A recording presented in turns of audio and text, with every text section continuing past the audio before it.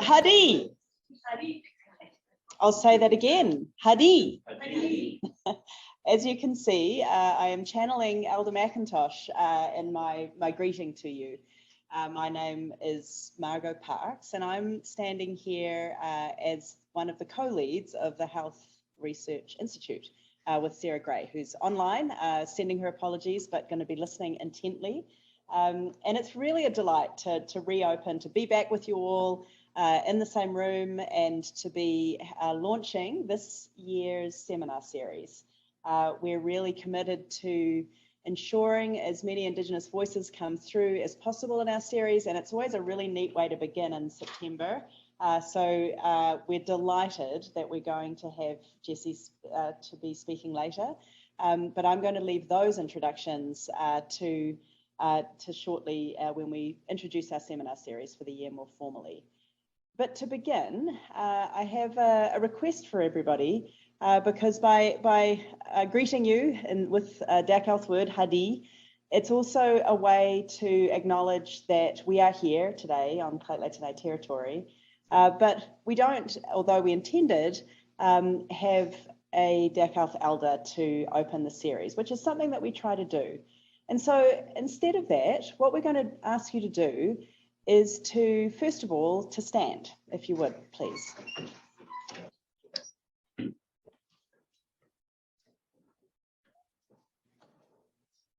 And by standing, we're also wanting you, as many of you have heard from Elder McIntosh, to just think about where we are, to ground ourselves.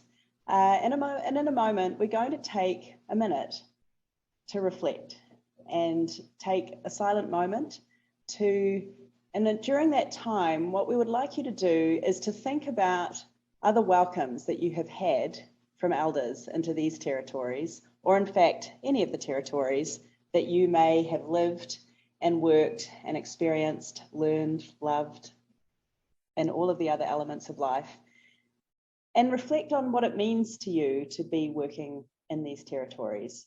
I was very fortunate to be able to speak with both Darlene Elder McIntosh and also Elder Eddie Frederick, who both were not able to be with us today, but really encouraged us to take this moment.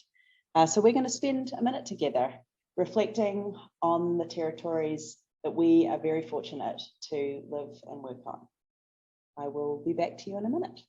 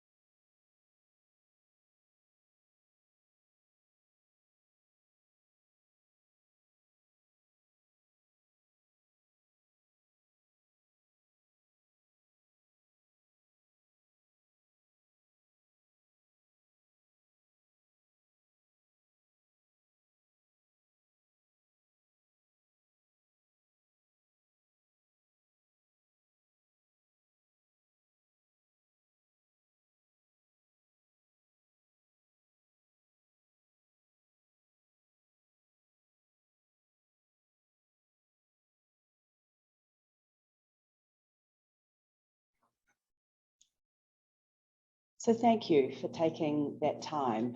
I used that minute to be taking myself on territories that I've spent some time in over the summer. I've been really fortunate to be traveling west from Prince George, and I've traveled upstream up the Nechako River, up to the boundary of the Fraser-Nechako, and as I go, passing through Leyte and Syca's territory and Ludlow-Witten territory and Stellarton territory, and moving into Wet'suwet'en territory and tipping over into the Skeena-Bulkley system and a whole lot of other territories as we move to the coast. I've also been fortunate to get on a ferry and move down into some of the territories on the coast, on the islands, some of which we're going to hear more about with Jessie today.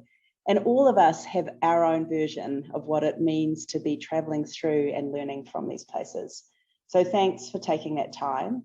And thanks for joining us in that spirit of your commitment to Northern BC as health researchers and those interested in health research.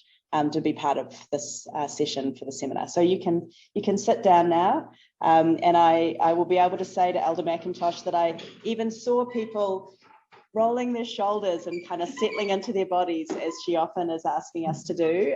So even when guides like Elder McIntosh are not here, I can let her know that her teachings are manifesting in different ways. So we're here to launch our seminar series. And as the co-lead of the Health Research Institute with Sarah, we have a leadership council that helps to guide our programming. And it's really important for us to be keeping orienting to the work that we're able to do at UNBC here in Lake Tenay Territory and other campuses and beyond. And so one of the exciting things for me today is that we get to hand over to our new HRI seminar series committee. Sarah, Gray and I both contributed to that in the past, and as co-leads, we're really happy to have Annie and Kendra and Camera and Bree and Leanna all working together to be designing this series. And I know, and as Annie will also share herself, that they would be open to any suggestions. So it's really a treat for me to not be needing to moderate one of these sessions, but to be handing over to our new hosts, and with a great anticipation of our speaker. So over to you, Annie. Do I need to stand? Is this good, the standing part? Okay. Hi, everybody. Hi, everyone. Bonjour tout le monde. My name is Annie Duchesne. I'm an associate professor in the Department of Psychology. Bonjour tout le monde. Je suis un professeur à ce département de psychologie. I'm also a francophone from Quebec. So it's really a great pleasure to be part of this committee. It's also a great pleasure to be launching this year's seminar series.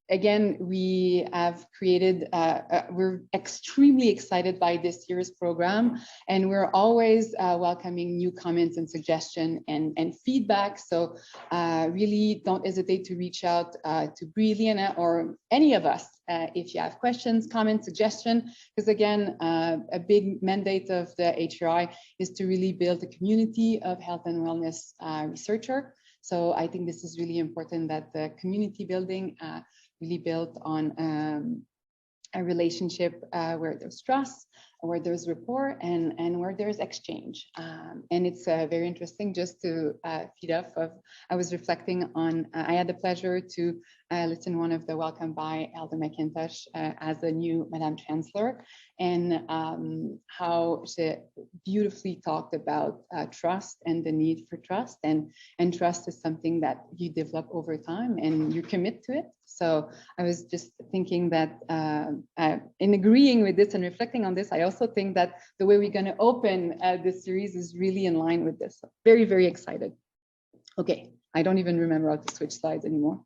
Of course, like we need resources to organize events, and resources comes in many forms. One of them is being supported by contributor and sponsors. So I think it's really important to take just a moment to acknowledge and thank all the institutions who have contributed to making this series available, and especially allowing it for being diffused. So everything is recorded. You can go back and watch the seminar series afterwards, which is great. More contact information, Bree can be our point, but again, all of the members of the committee can be contacted for feedback. Just a brief kind of lined up to what's come in the way for seminar series. Today I'm just going to introduce our talk for today, but you can look in October. We have a visiting scholar, and this is going to be very excited too. There's a lot of different also format. December 1st is going to be an interesting discussion about transdisciplinary research in health sciences. So again, I think there's lots of fun to come. So please stay with us and join us. So today we are here, we're opening the HRI series, and the committee was extremely happy, excited, and fortunate to have Dr. King introducing our seminar series. Dr. King is an assistant professor in the Department of First Nations Study. Dr. King is from the Kitkatlat Nation, and she is from Northern British Columbia, specifically Prince Rupert, and she's an interdisciplinary scholar, meaning that she has actually accumulated different degree in psychology, First Nation studies, and completed her PhD in human and health sciences. All of these degrees have been completed here at UNBC. So it really is a true pleasure to have the HRI seminary being opened by a UNBC scholar through and through. And this is very exciting for us. I would say another point that makes this talk particularly exciting is the topic that this talk will be about. You know, one of the important mission of the HRI series is to advance innovation in health science with and for the North and with the communities. And often when we think about innovation, maybe we are thinking about technologies and we're really oriented to like little applied, but innovations first and foremost come by questioning where knowledge comes and how knowledge is being formed. And these questions are extremely fundamental. How do we come about thinking about health, thinking about knowledge, thinking about the individual that forms a community? So as much as there's innovation in technology, there's innovation that needs to take place in how we question the way we make knowledge. And today, we have the pleasure to have a talk about that. And to start the seminar series, it's great because I think these fundamental questions will stay with you as you're going to go through all the different talks throughout the seminar series, and hopefully will challenge and bring new questions or new themes in light and help you advance or create innovation in health research. So it is my great pleasure to introduce Dr. Viking in giving your talk. So please help me and welcome Dr. Jessie.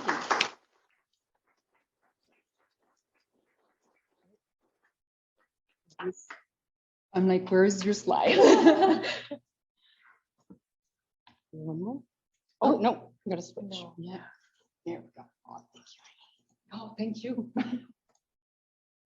Is it the PDF or the There you go. Yeah, they're both the same. maybe? I'll let you play with that. I'm no good to you right now. Hadik Shingadawayu. Hadi. Neat. My name is Jessie King.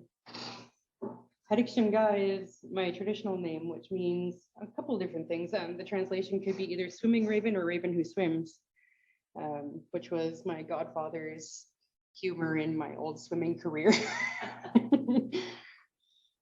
So I am Ganhada. I'm part of the Raven clan.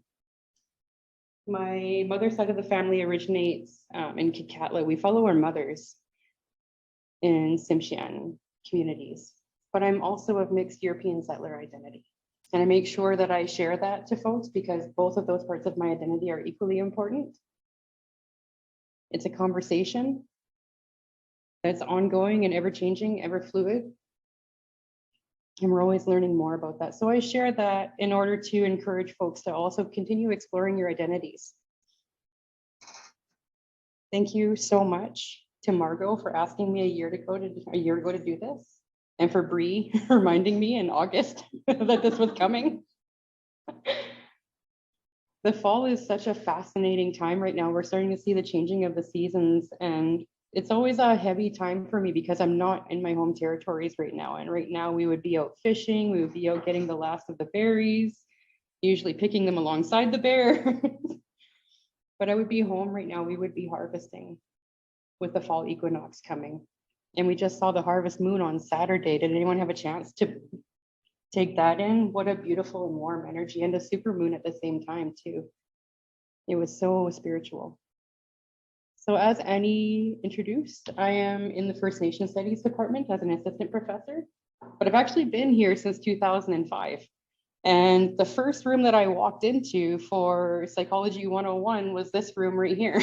And it was also the first room I taught in September 2011, First Nation Studies 100 with 97 students, the first time I was ever teaching. Talk about being thrown in the deep end. Thank you for the territory acknowledgement time that we had. Grounding in this space is so essential for everyone. Knowing who we are, why we are here, what is our intention, what do we hope to walk away with is something that we don't often take the time to really ask ourselves. And especially for me, I like to remind folks that I am also an uninvited guest on these territories, on these unceded territories of Lheidli-T'enneh. And I've been here since 2005. I will continue to be a guest. So I acknowledge Lheidli-T'enneh. I give thanks and Deutschen for allowing me to be in this space, for allowing me to raise my children here, for allowing me to live, work, and play. I'm ever grateful for that.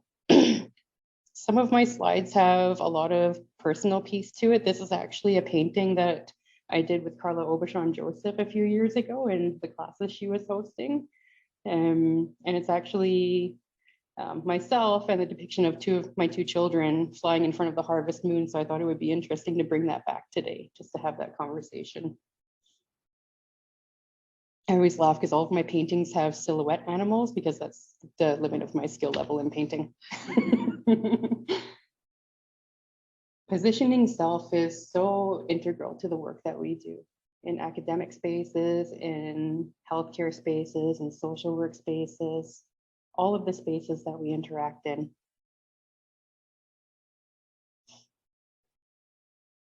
And I wanted to share this just so you can see what a little bit of that looks like. What does that information look like? Sometimes we think this takes a few seconds, just get it out, get it over with, get it done. But really, when you position yourself and you share that information with someone, that's a gift. That's something that you can't hold on to, but it's where reciprocity begins. Introducing yourself and letting people know who you are.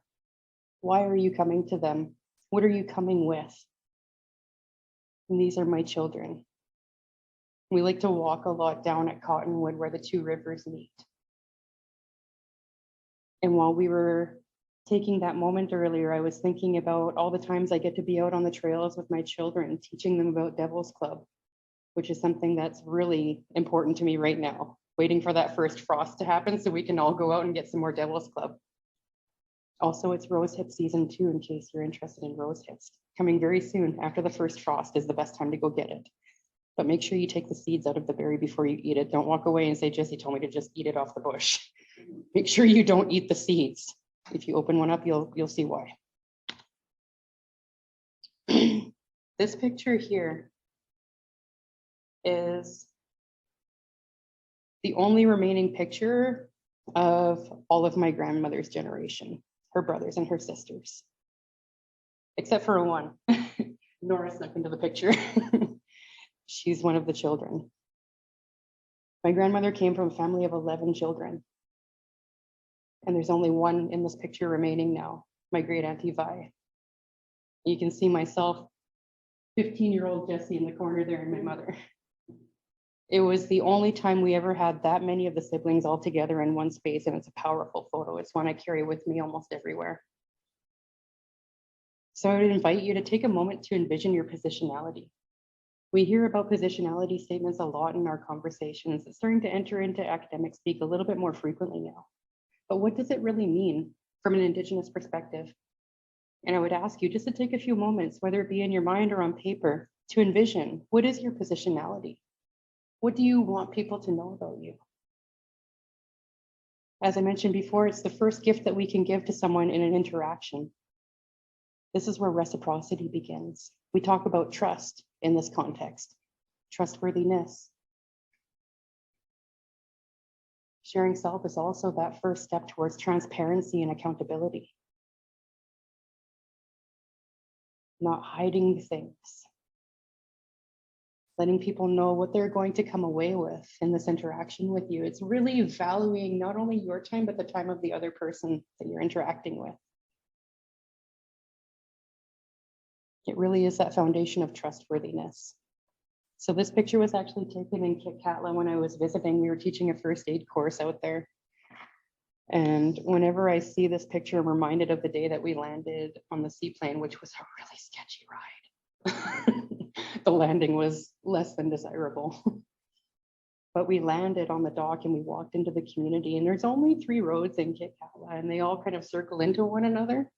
And we could see the blinds opening, just moving a little tiny bit. I was like, what is happening? Where is everybody? And then we get to the B&B that we were staying at, which was actually my Aunt Rose's house. And we hear on the radio, ooh, that's weird. We hear over the radio. Sorry, I'm getting an echo. Oh, it's Margot.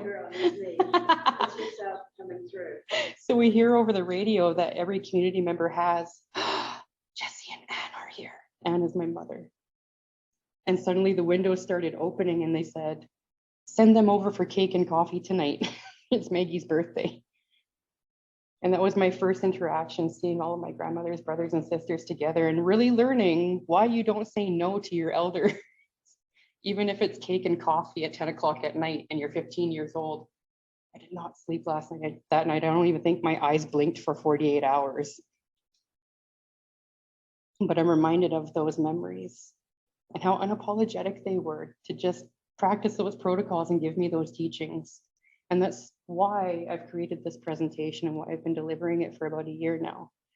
This unapologetic, we don't owe you anything, but this is just how it is. For long enough, we've shaped ourselves into these colonial systems and structures. Now it's time to come into that place of discomfort for the majority of other people. This is a picture of my territories here, and I'll just move this right up there, get out of the way. So this is actually looking at an area called Ridley Island in Prince Rupert, just outside of Rupert actually, which you can't access anymore because of the port. There's security and fences, which is really quite sad because we used to harvest ENs here, which is a form of black kite, and it's kind of like a snail on hard rock. It kind of like sucks onto rocks and the really strong current. And we used to harvest here with my grandmother, and she would go out, and I've told this story before, always in her 3-piece suit and her black ballet flats and her perfectly permed hair and makeup. She would still go out and we would do this with ice cream buckets and butter knives. And she would cook them up while we were all napping on her living room floor because it was exhausting work. But these are some of the pieces that make up my identity. Tsimshian, First Nations, Ganhada, mixed settler, English and Irish. 6 bracket 2 for those of you who have interacted with the Indian Act. If not, we can have that conversation later. A woman, mother, daughter, Indigenous academic, PhD, novice painter, lazy knitter, motorcycle and soup rider. All of these things are important to your identity. So I welcome folks to really think about, what does it mean? What does your identity mean? What makes you who you are? And why is it important? So some of the things we're going to talk about today, we're going to talk about co-journeying. Really getting to know one another, being able to walk beside one another, having honest conversations, having tea. Most of the teachings and learnings I got as a child happened in the kitchen, happened in the living room with tea boiling on the stove. But don't drink it after 12 because it's pretty much jet fuel by that point in time. We're going to talk about indigeneity, being of the land, indigenous. What does it mean? It's also that lived experience of colonialism in these areas. Positionality, having that courage to look at yourself, to know yourself, and to expand your thinking of the world with yourself positioned within it. Ethical space. This is a concept that I really absolutely love. Maybe it's the trickster clan that I'm from, Ganhada. But really it's about shifting how we look at interactions. When we see 2 peoples coming together, looking at that space between them. Look at those spaces between knowledges, between people. Question, is this a respectful interaction? What's happening here? Are there biases and assumptions happening in that empty space between us? Are there emotions? What is that exchange that's happening beyond our comprehension? Ethical space is also acknowledgement and non-interference. Knowing that when we come to an interaction, we may actually impose ourselves without intending to upon the other person, simply based on who we are or the power that we possess. These are not easy conversations. A lot of it is sitting with yourself and asking yourself why you think the way you do. Why do you interact the way you do? Why do you have certain thoughts that are front of mind while others are not? But in having that conversation, there's this overarching need for cultural safety and humility. Cultural safety has been around long enough that I don't have to define it for us here today, but really cultural safety being that point of acknowledgement, feeling seen, feeling respected, feeling empowered, having the ability to self-determine, being able to decide on what happens to you and why, what path you have to choose or want to choose, not someone defining it for you. A lack of cultural safety, being unseen, being devalued and disempowered, having that ability to self-determine taken away from you, and potentially self and cultural continuity taken away from you.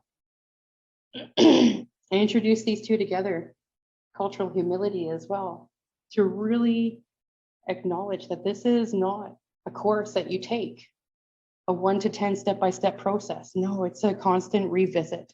It's a lifelong commitment to exploring gaps in our knowledge, new ways of doing things.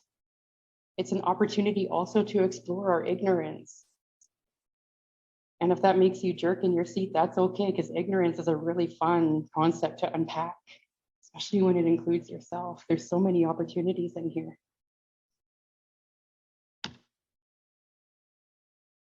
There's a few folks that I've interacted with in the past in this room, so they've probably seen this book before. I bring this to each of my classes to allow folks to see trickster beings having a conversation about colonialism, academic spaces, research, ethics, relationship. It's called Coyote and Raven Go Canoeing. And what I want to do is I want to read 2 pages to you just to start off our time together.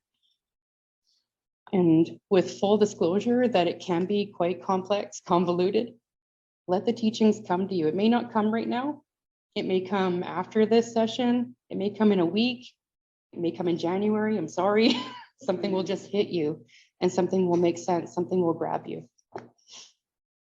So this section is called, Please Don't Take Our Stories, Our Knowings, Our Technologies Away.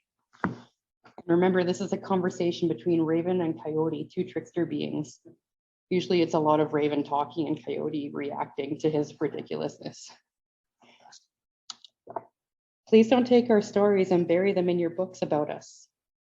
In your articles, theses, conference blabble, exhortations, media interviews, they're the only soapbox we have left.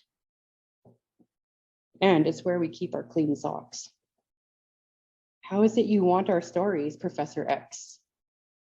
And I should say it's okay to laugh occasionally too if you need to. Is it your and your colleagues' intention to transcribe, de-oralize everything about us? With your tape recorders, mini disc recorders, camcorders, recordable CD-ROMs, DVDs, shovels, pens, memories, more shovels. How is it you want to reconstruct, remake, and represent us? We are not archives. We are not waiting for a museum to collect, steal, win us at an auction.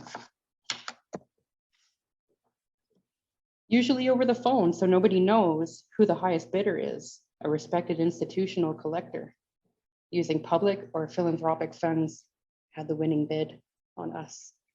We might want to save our languages, our cultures, our traditions orally and other than orally ourselves. We might want to transcribe them, record them onto film, tape, paper, disc. And if we do, then maybe that is up to us, unless we are now part of the public domain, the Human Genome Project, the patenting of bio-everything. So much of our intellectual property has been stolen over the past 5 centuries that it might take 10 centuries to list it all. And yes, of course, I'm not painting all and sundry with the same brush. The brush is not wide enough. Seriously though, we have a myriad of white allies, some of them 10 feet tall in our hearts. I know some white anthropologists, and I emphasize some haltingly, because the percentage is so small as to require a Nikon macro lens, who are of good heart, spirit, and practice. Come on, Coyote, there are quite a few good-hearted ones we've met over the centuries who have learned that there is a time to get out of the way now, for instance, so that we can speak for ourselves, write for ourselves, act for ourselves, be ourselves, teach ourselves, research ourselves if we choose to, or not, without their or intermediation, re-intervention, ethno-investigations. I'm talking about honoring human beings and other living things. I'm not talking about career making through interrogating or otherwise investigating, invading First Peoples, or practicing coercive, unequal power relationships with, on us, is on you. You've made that point a number of times now, Coyote. I know, I tingle each time. I feel like I am at a slave auction. Maybe we should talk about permission and where it resides, says Coyote. Sometimes it's here, sometimes it's there. It must be nomadic or seasonally migrational. Let's make a treaty with it. If there is to be writing about the First Peoples of this continent, or about us, including our interrelations with the explorers and settlers, preemptors, co-opters, then we will do it if it needs to be done. And if you want to help us, then help us if we ask you to, which sometimes means you have to get out of the way or go away. Are you still going on about that ad for contact stories? I don't care what respectful, inclusive, liberatory research methodology you employ, what kind of interviewing method. My story is not yours. My history is not yours. Our stories and histories, including accounts, receivable, transmissible, are not yours. Your stories are about us, but they're housed in libraries, archives, museums, and special collections. The majority of it derived from white people in places of power. Decantings, which were pried or cried for or lied out of our communities. My words belong to the air and to the ancestors, those to come, not to places of white legislated or otherwise expropriated ownership. Please honor our cultural spaces, our not getting to or at the point, our contradictions, our silences. Silence is sometimes what is not heard, absence, what is not seen, emptiness, what is not felt, experienced. There are times when these are what we need. A fastness without hunger or despite it, a fastness that fills without there being a container or contained or solution to the problem we seem to have become despite our vigilant advertence. In the writing of my writing, I do not always have the sensitivity I might have if I were not on fire. I do not throw these words out to injure or to shame, to disintegrate, but to acknowledge that there is in the world our voices, and they are not other. And we have learned to write ourselves, all my relations. Was that a confession? Sorry, I do not qualify to give absolution. There's a question from the floor. What is it? Oh yes, in front. Why do you keep repeating yourself throughout? Do you think we have no memories? Good question. Well, as I said, good question. Okay, I'll put this away. They don't get it. It, infotech. No, Indian time, Indian tech. Indigenous trajectory. The tide calls. Grandmother Moon is pulling. Time to move on further up the west coast of British Columbia. Paddle, paddle, paddle, paddle. More Indian experts to dance with. Where are Coyote and Raven when I need some help paddling or wind for the sail? Paddle stroke. I like to give folks a moment after a reading like that just to let it.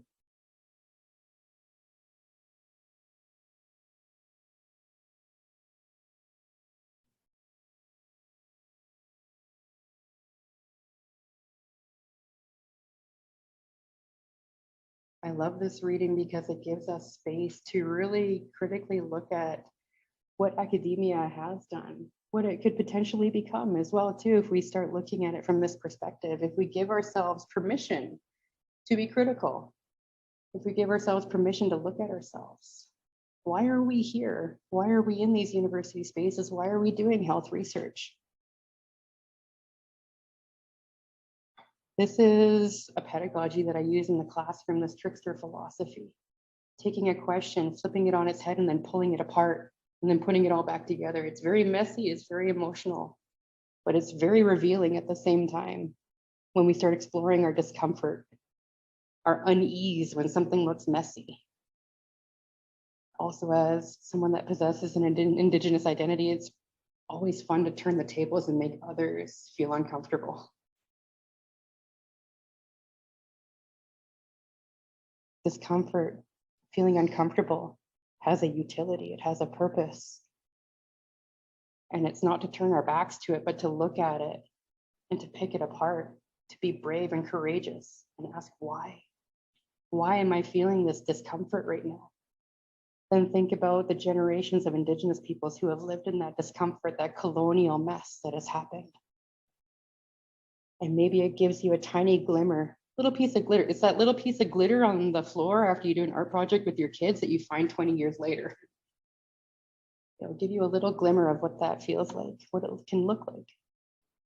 But it can't happen unless we acknowledge colonial spaces. This space that we are in right now, this is colonial. This university is on unceded territory. Every university in this country is on somebody's territory. These structures are colonial and they were not designed for everyone to succeed in. They were designed as places of privilege and power, knowledge acquisition, knowledge theft. We've come here as academics to make careers, and it's our responsibility to flip that. Sometimes these places we are exposed to sanitized histories that feel comfortable. We don't have an opportunity to see the truth, the true histories that are starting to come out now. Very recent example of this still, the Kamloops Indian residential schools. The tragedies that have happened and will continue to happen in James Smith Cree First Nation in the last couple of weeks, what they're going to have to go through. These are also places where Indigenous peoples do not see themselves reflected. When I came here in 2005, there were no other Indigenous academics in positions of professor, lecturer, lab instructor, admin. There were very few. Maybe there were one or two, but it was very easy to miss. For the longest time, the First Nation Center was my home. I had an 8 a.m. psychology stats course twice a week. I would go to that center and I would have a nap and I would just be. And it was the only place on campus that I felt okay to be who I was, that I felt safe, that it was okay if someone knew I was Indigenous in that space. It took a very long time to get there. As academics, students, professors, lecturers, high up admin, whoever you are, in these spaces, it's our responsibility to use our power and privilege that we've accumulated to ensure that Indigenous voices are not only present, but they're embedded in everything that we do, especially when it's going to impact Indigenous peoples. Especially if we're going to have that conversation, they should be in the room day one. I would even say before day one. I often tell my classes that before I retire, my only dream, my only wish is that I'm going to be invited to a meeting and the people talking are going to be the community members. It's not going to be a researcher that got a CIHR or a SHRC grant. It's going to be the community saying, we reached out and this is what we would like to happen and this is what it's going to look like. Before I retire, I want to experience that. I've heard of it happening. It's like a unicorn. But I want to have that happen. I want to feel what that looks like. I've walked away from tables where that didn't happen, and it was a painful thing to have to turn my back on that work because I didn't see Indigenous inclusion. I didn't see the people in the room. I saw non-Indigenous people speaking for us again and telling me what was wrong with me and how they were going to fix it. And that's an unapologetic truth. That's what I bring to you today in this harvest moon time, this season of harvesting. And I ask that we're courageous enough to ask, who is here? And who might be missing? It's a significant question. I hope we're courageous enough to ask that. I see someone has raised a hand. Is it okay to take questions during, or do you want after? Oh, it's up to me. Oh, beautiful. Yeah, let's take it now. Jennifer, go ahead.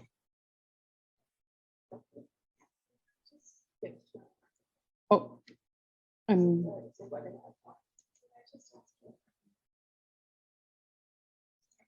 okay, the hand went down. All right.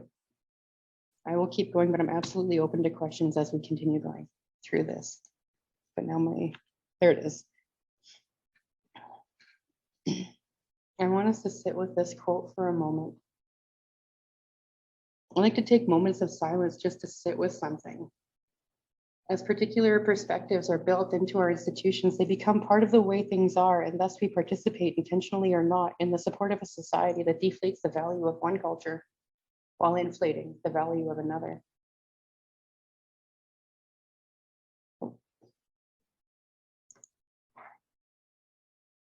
Oh, perfect.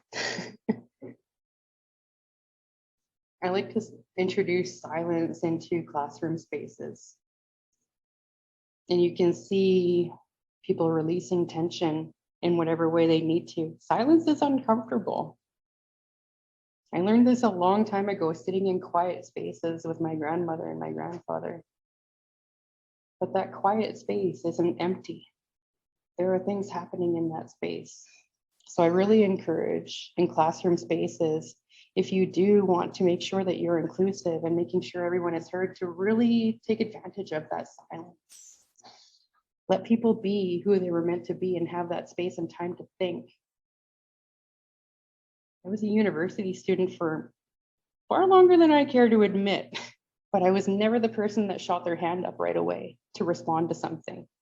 I was the person in the back of the room that had to sit with something, digest it, associate myself with it, and create my own meaning for it to make any sense.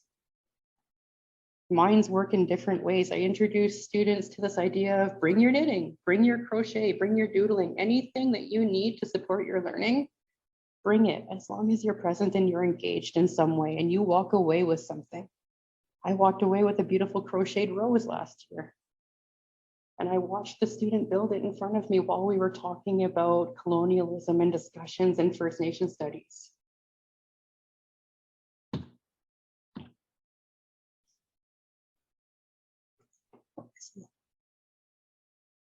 Oh, sorry, Jennifer. Yeah, she pocket-handed, hand up. Whoopsies. There it is. So indigeneity in the academy, walking, talking, learning, and teaching in a good way. It looks like several things happening all at once. And there's no real blueprint for this. I often get that conversation. What does it look like? What do you do? I wish I could answer that, but I can't, because it looks different in every scenario depending on who is present. But some things to consider, some major sort of higher level thoughts to take with you. It looks like reflecting on positionality, power and privilege, empowering Indigenous voices, embedding cultural safety and humility in the work that you do and the conversations that you have, creating and keeping space with ethical space as a guide, leaning into discomfort and exploring ignorance, and awareness of how much space you take up. Oh, the spacing is off. The why is special, we'll just say that. Positionality being that higher awareness of how our identity can shape and influence a situation or a relationship. We've already talked about that. Privilege.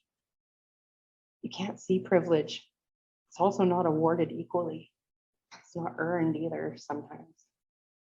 It's a complex set of benefits that are enjoyed by individuals who are closely associated with those in positions of power in our society.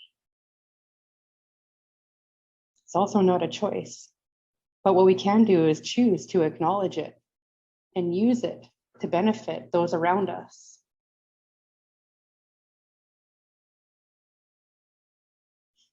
Power manifests with both our positionality and the amount of privilege that we possess. How much power do you have?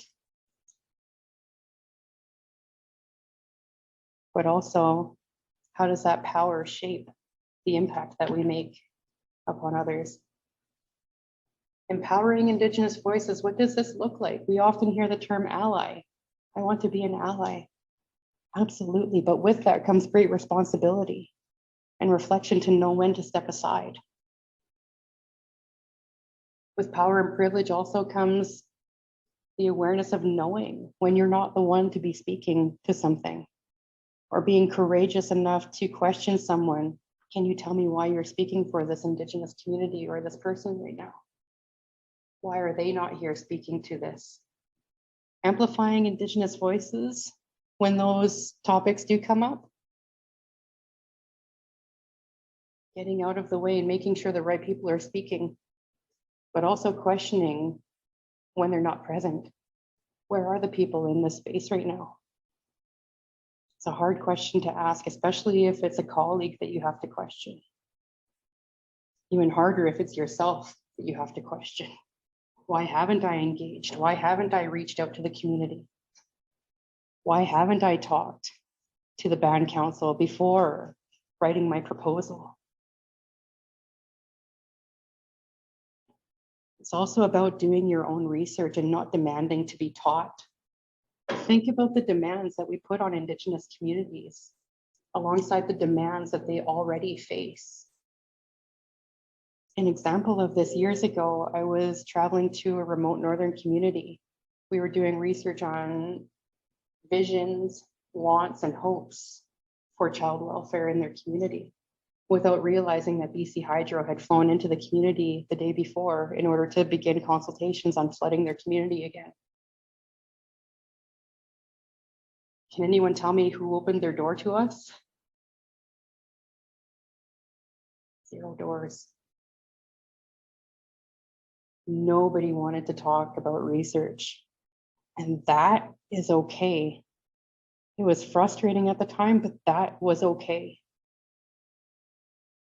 I went to the band office and I was planning on going and doing some hiking. And the health director at the time said, why don't you go to the convenience store? Go to the store, bring some questionnaires with you and see what happens. So I did. I printed off a bunch of questionnaires and I went to the convenience store and I had a few people do the questionnaire with me while they were shopping. They left and they brought 2, 3, 4 more people.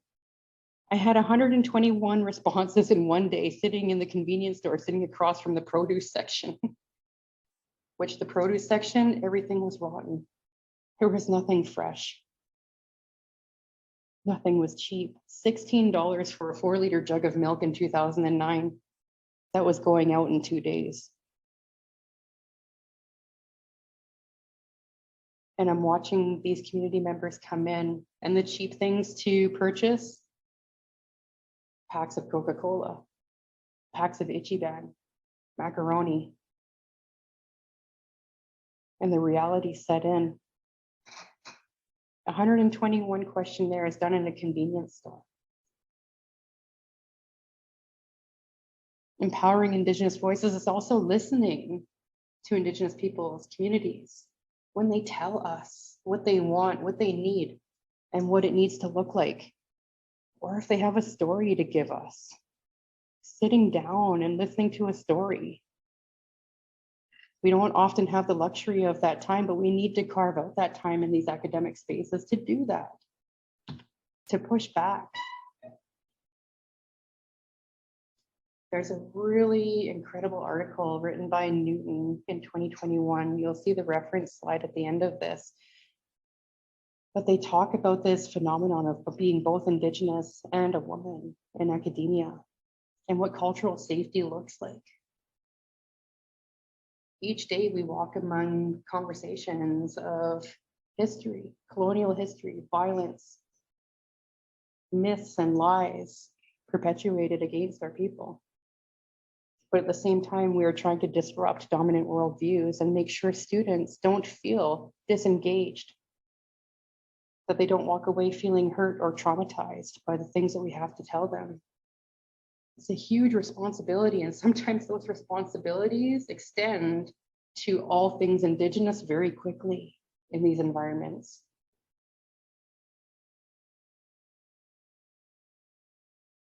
It's something to be mindful of.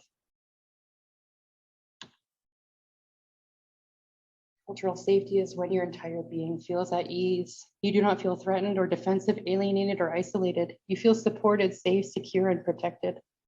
You are free to embrace your cultural identity without fear of judgment, harassment, racism, or discrimination. I would even add tokenism to this list.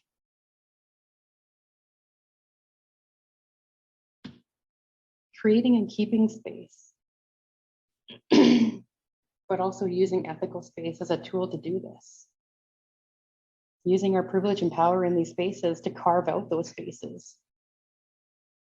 Using Indigenous voices as that guide.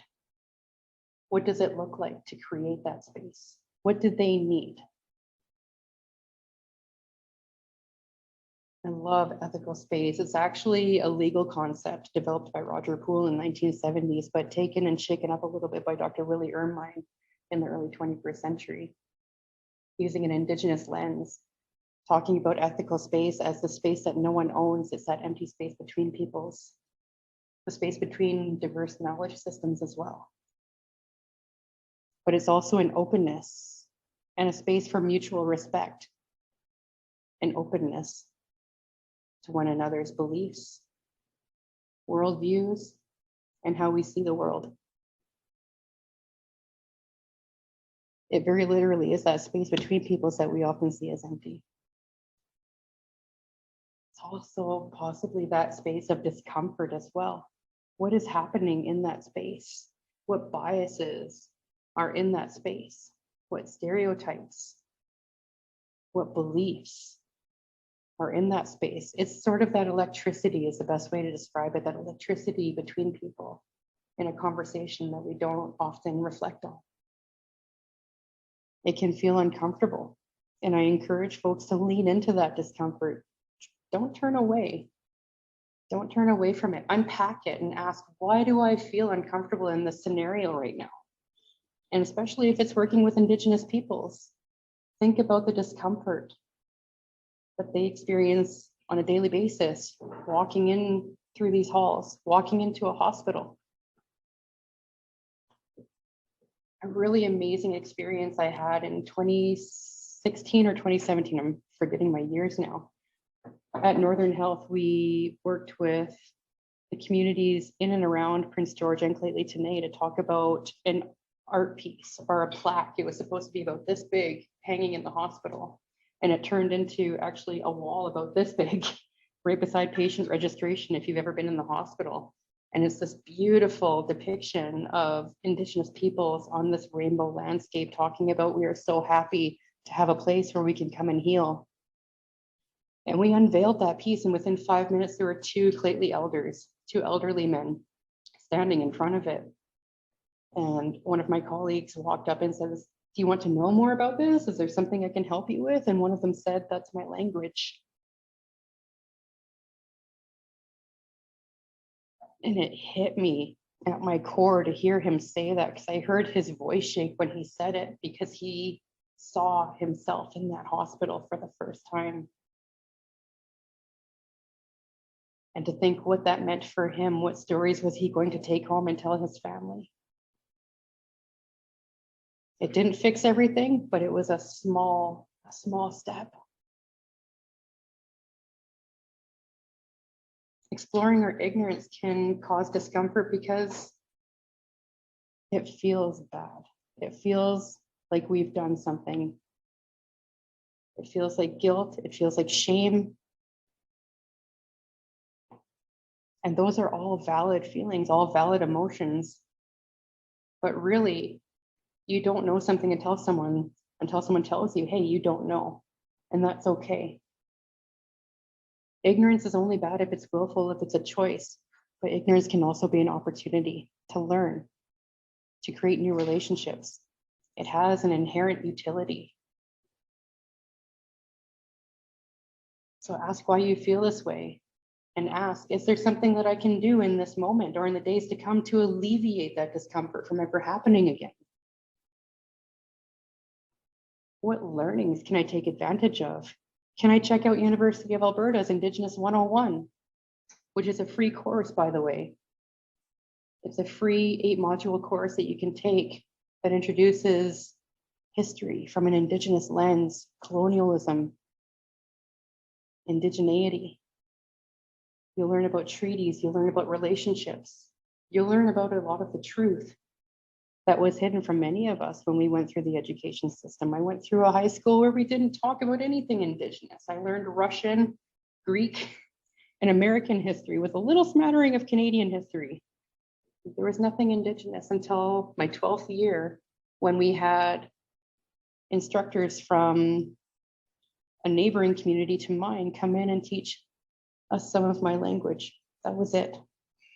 One class.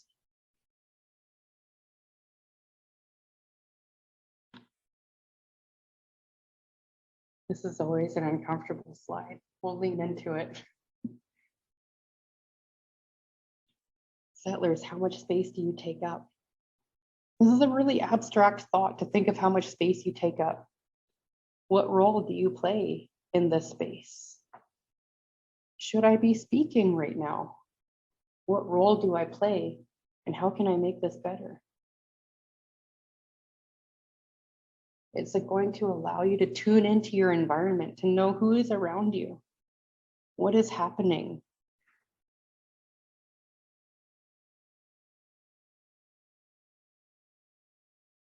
And it's where I come to this unapologetic statement that Indigenous peoples do not owe us anything. They don't owe you anything. They don't owe me anything. They don't owe this university anything. They don't owe doctors or healthcare anything. They do not owe you their time, their pain, recounting of trauma. They don't owe us any of that. But what I do encourage you to do on your own is to learn more about the duty to consult.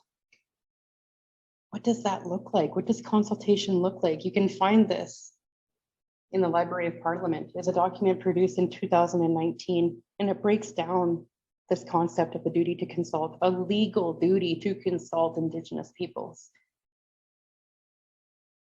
But I also encourage folks to listen to this podcast by Jessie, released not last January, 2021 January, talking about reframing Indigenous stories in joy. Letting the joy come out, along with all of the other asks that we give to Indigenous communities. Think of a time where you invited an Indigenous person, an elder, a knowledge holder into your classroom. What were you asking them for? Was it stories of joy, or was it a recounting of their history and what they went through? Did you give them the choice of what they wanted to talk about?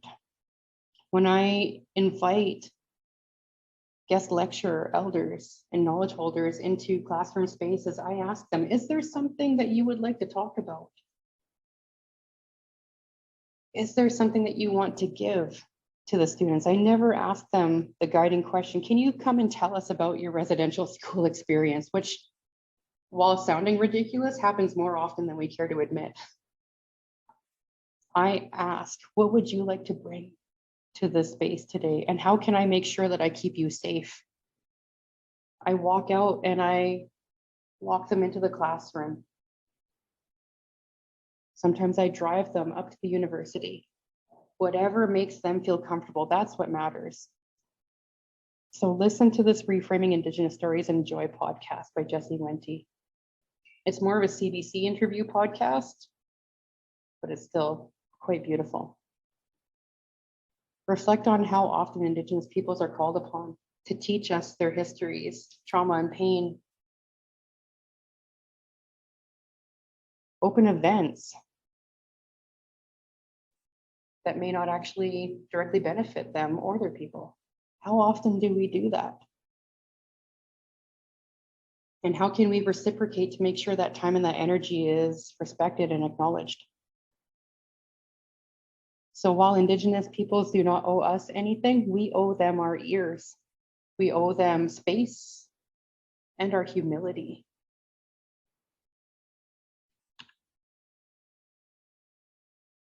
And what it can look like is this co-learning and unlearning, but done through a co-journeying model, walking together through this learning and unlearning.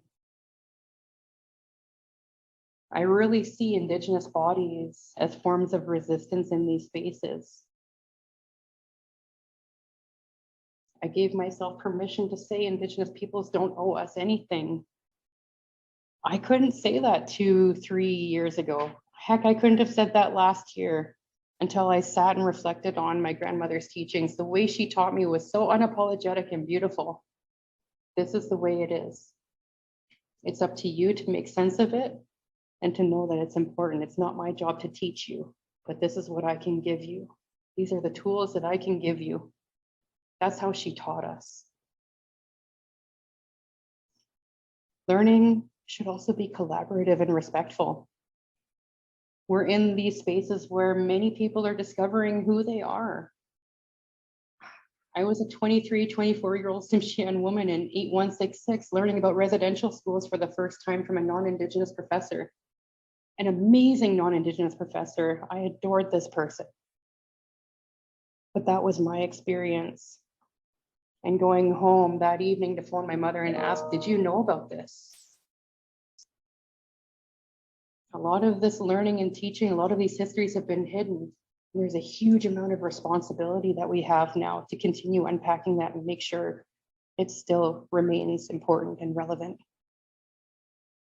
But also know there's a special relationship that exists between Indigenous academics and students. We're both navigating challenging waters. We're both trying to make sure cultural safety exists, and we're both discovering at the same time too. When I open my classroom spaces, the first day we break out into circle. And I love watching students' reactions to this. I love it. Because if we're going to come here to learn, we're not coming here to look at the back of each other's heads. I spent 4 years in a degree where I got to know my peers' back of the heads pretty good. Couldn't tell you their names or who they were or what mattered to them, but I could tell you what their hair looked like. As a result, I don't remember a lot of that degree, but what I do remember was sitting in circle spaces, seeing people and seeing their visceral reactions to information, being able to make eye contact if it was available, but also knowing when to change a topic, when something was getting too challenging or difficult, to shift out of that or maybe introduce some humor into that conversation, because back home, humor is healing. If we can laugh together, we can heal together.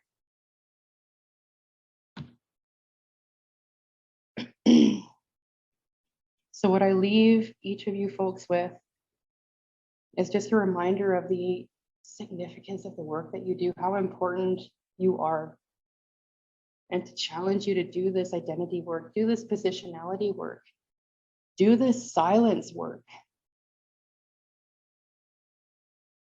It's our responsibility to let those conversations happen, find the right people, do the relational work, which takes time. It takes a really long time. It may not meet deadlines. It may not meet tenure track applications. It may not meet evaluation criteria. It's going to look different. It will be messy. If you want to work with Indigenous communities, ask them what that research should look like. How can you do it in a good way? They may not have it written down. They may not have it accessible in the way that academia needs it to be. You may have to sit and listen. You may have to enter some kitchens, drink some tea, eat some fried fish, some moose stew.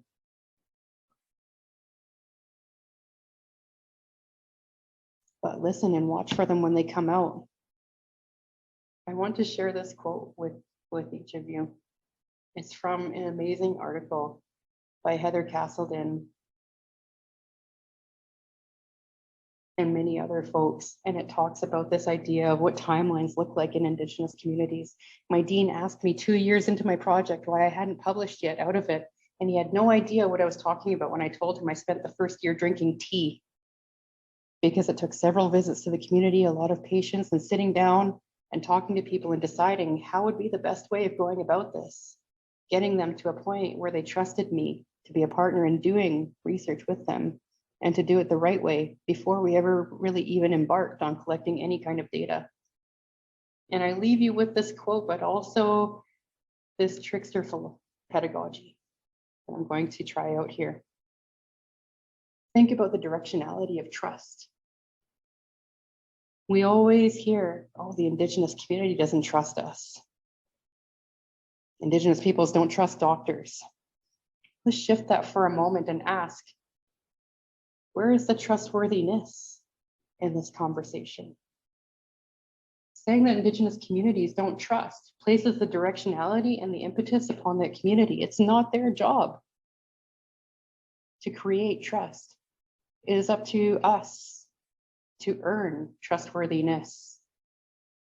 And we do that through positionality, accountability, and making sure people know our intentions, doing things in a good way.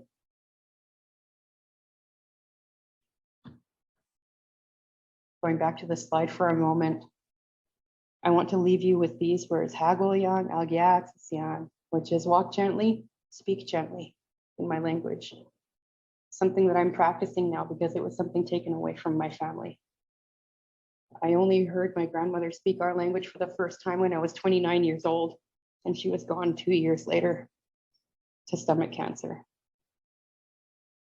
I heard whispers of it my entire life, but I never heard her speak it out loud until I was 29 years old in Campbell River at her sister's funeral. Hagolian Algiaxian. Masicho and Deutschen, thank you for sharing this space with me today. Thank you.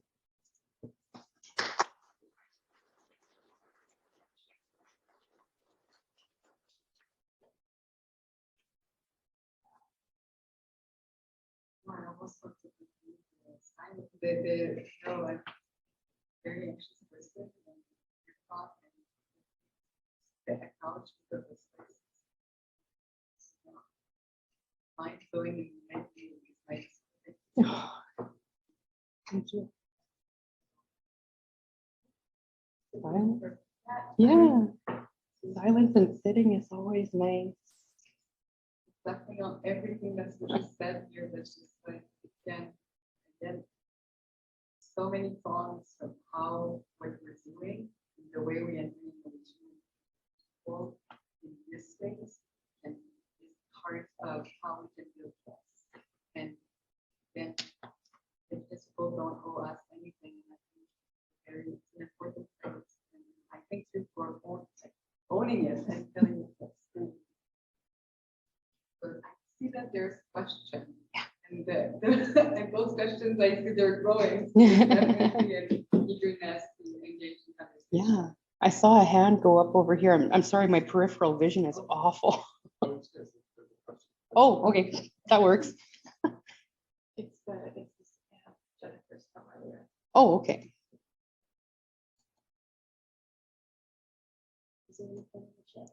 Wish we could hear the audience. Can't hear people in the room, may not be able to fix that. Yeah, there's nothing in there yet.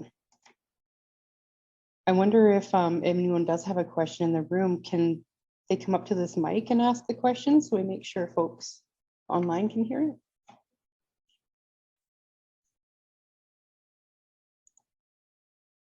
And if you don't have questions, that's okay too. Things like this, these conversations take some time to sit and simmer. It's a lot, even though it doesn't appear as much, but it is quite a bit. I think it's a really good sign because it means that on almost every slide you've given us something to think about. Like there's not just that one little thing that you remember throughout the entire thing. It's like, oh, there's this, this, and then your brain almost loses track of the questions that are like. There is so much. And absolutely take down my contact information as well too, in case those thoughts come out at 2 in the morning or a week from now. Send me those thoughts. Come by my office and have those conversations. We'll have tea if you give me enough warning. We'll warm up the water. Marco. I'm going to try my big voice. Can people hear me online? I can put this up here too. So Jessie, this is also a good excuse to show you what happened. You encouraged us to doodle, so that's what happened on my page. I love it. It's a big swirling doodle. But my question, one of the things, I've never tried to draw a unicorn before, but you inspired me to draw a unicorn. That was a really beautiful wish that you had. I found myself wondering if there's an equivalent of a unicorn in terms of all our relations from here, but I just wonder if you can expand a little bit more on that vision and that dream, because I think it's probably shared, and you articulated it in a very, in a way that invoked a lot of hope that your dream might come true. Yeah. So can you share a little bit more about that vision of what you meant by it being a dream? Absolutely. Oh, we're going to be here for a while. Buckle up. What it looks like is Indigenous communities being heard when they want to explore something more, when they have an idea or a research project that they want to take on, or if they want a way to collect and accumulate information that's already there. Not someone coming in from the outside to say, teach me.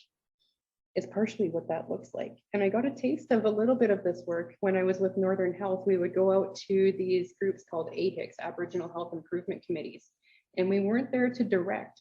We weren't there to create the agenda. We weren't there to do the work. We were simply there to listen to the community, to hear their concerns about healthcare. What did they need? What was going wrong? Where were they being invisibilized? And we would sit in those meetings and we would listen. And our job was to facilitate, was to gather those ideas and to formulate potential projects for them. What could that look like? How can we fund it? What resources can we create out of this? And one such beautiful project I remember was in Burns Lake. And we heard the story of two elders, a wife and a husband, who lived on the south side, and they came to Prince George for a doctor's appointment in the middle of winter, only to get to the doctor's office here in Prince George, which was actually in our building. So terrible luck. And the doctor was overbooked that day. They didn't see their doctor. And by the time they found out this information, it was too late for them to catch the ferry home at Burns Lake. So they were stranded in Burns Lake, made that entire trip, taking a whole day out of their lives for nothing. And when they tried to explain this to the doctor, they were met with negativity. They were met with, that's not my problem. So the community asked us to help them formulate a booklet that could be handed out to healthcare providers to show what modes of transportation do community members from this area use? What does that travel look like in the winter months? And we literally had a handbook that listed all of the First Nations communities, how long it took to get to the ferry and how long it took to get from the ferry to Prince George, so that doctors had the opportunity to teach themselves and to learn about what their patients were going through just to visit them, so that maybe someone had an idea of what people went through to get there. And we ended up printing all of these booklets, and we left them in doctors' offices, and the AHIC chose which offices they wanted it to be left in. And there were some really great conversations that came out of it. And something else that came from that was the production of a patient ID card, this tiny little credit card size piece of paper in someone's pocket, where if they didn't want to go through the full intake process, someone on the other side of the desk could see their name, how old they were, their birth date, any medical conditions they were living with, medications, and who their community health director was back home, who they could phone if they needed to be discharged, to make sure that continuity of care followed them home, things like that. But we didn't go in knowing what project was going to happen. Each year we would go in and the community members would tell us what they wanted, what they needed, and it was our job to interpret that and to facilitate that conversation and do the project for them. And it was a really amazing way of shifting the power dynamic in the room, because we didn't have a say in what the project was going to look like, what the final product was going to be. It was the community that told us. That's a small example of some of that work. That's what I hope to see more and more of, as opposed to graduate students coming into university and picking one negative thing that's happening in community and saying, I want to unpack that a little bit more. I want to unpack community's pain and trauma, but I haven't contacted them yet. I haven't told them that I want to learn about this. Before I retire, that's part of my unicorn. I want to meet a group of graduate students or academics that don't go straight to the negative. They already have those relationships and they say, you know what, I'm working on an idea, but I have to consult with the community first. And that is the norm. That's my unicorn. Mm-hmm.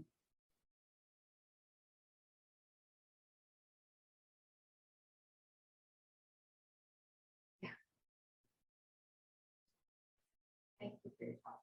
So inspiring. Yeah. And I share your vision and your dream of what it would like to move forward. And I think it is also really important for the work to be centered around how the work will be implemented. Are you going to do things forward, solutions that you're going to offer? Because doing something just for your learning journey is not Indigenous good for collective. So just thinking about like your initial intention, this is for your learning journey, or is it to move something forward? Those gaps that have been already been heavily identified, you know, been really into these implementation science, quality action, steps research, rather than just research for research. Yeah, exactly. Not research done for research's sake, but what are you going to give back? And always be honest about that too. Let folks know when you're approaching them for the first time, I am a graduate student and I am going to get something out of this relationship. That transparency and honesty is absolutely okay. What's not okay is when you say it a few months or a few years down the line, and then you walk away and you haven't given anything back to those people that gave you so much. Mm-hmm. They're uncomfortable conversations to approach someone and say, I'm going to propose something to you, but I need you to know, I want you to know that I am going to benefit from this. It's absolutely okay to say that. We shouldn't be ashamed of that.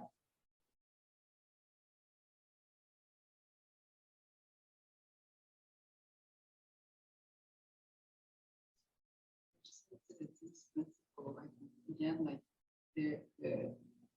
the entire institution and the community in general would enormously benefit with more humility, more transparency in relation with Indigenous communities, but in creating knowledge. This is where I feel these teachings and approach really can transform institutions for the better. So it's making space, but it's also in transforming how knowledge has been approached.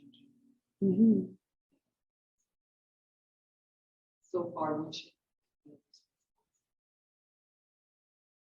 Jessie, for the people online, we think it's a very hard thing to do, but if you were to respond to that, if you could capture some of the things, because I won't have heard what. oh, sorry. Yeah. I'm really like it's been in this for so long, and it's like it's nice to be present, and it's difficult to be present virtually and physically. Right. Yeah, sorry about that. Yeah, so Annie was just saying how significant it is to have these conversations out in the open and to really promote more of that in academic practice and sort of the daily lives that we each have.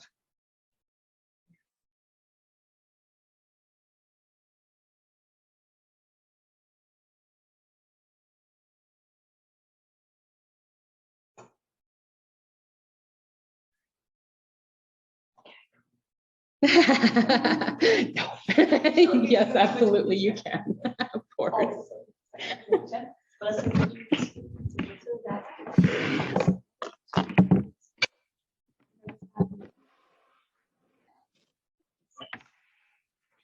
So many questions. But I think one of them is creating a space that people feel comfortable to, that communities feel comfortable to coming to and saying, I have these questions, I want to find out more about these things. How can universities become that place? Because I've had conversations with folks who have had bad experiences but they still want to be able to engage, but they don't know who to talk to. And so how do we create that open channel? I guess is my big question. Yeah, I mean, it happens in that honest space, right? How do you create a safe space? You create a safe space by asking the person in the room who feels most disempowered or devalued. You ask the person who isn't holding privilege and power in that scenario to say, what would this look like for you? An example that I have personally in feeling cultural safety for the very first time was actually going into UNHBC to have my youngest son, who came early. But one of the nurses came to me and said, I'm sorry, I don't know if I'm asking this the right way, but is there something that I can do for you right now to make you feel like I'm recognizing your culture and that we are respecting your needs right now? And to hear those words for the first time, seeing that humility, showing that humility, was the first step. And it's the best advice that I have, is if you can find a way to show that humility and respect in a good way, people will open up in that safe space. And a lot of it is really just stating, I don't know how to do this in a good way, but I'm going to try. So here is who I am, and here is my intention. If you're ready and if you're willing, can you give me some ideas? But always leaving it open. It may not be the right time. It may be a year from now having tea. It may be like when I was asking First Nations women to tell me about their identity in relation to the complications within the Indian Act. Most of those interviews happened out on the land. We were walking, or we went to their cafe, or I went to their house. Places of their comfort. Going to them, going to the person, coming out of our ivory tower and asking and letting people see us and hear us. Yeah, I mean, that was like the best non-answer answer I could give you, but it is messy and it does change, but it changes depending on what is absolutely needed in them. And that's part of the reason why it's probably frustrating when you try to reach out. People aren't always ready, and you have to find a way to be okay with that. Communities are dealing with a myriad of things happening. Our problem is not their problem. Thank you for that.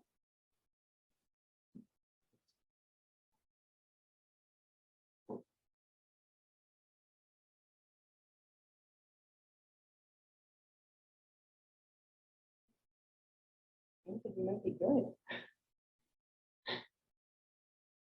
Good or feeling complicated.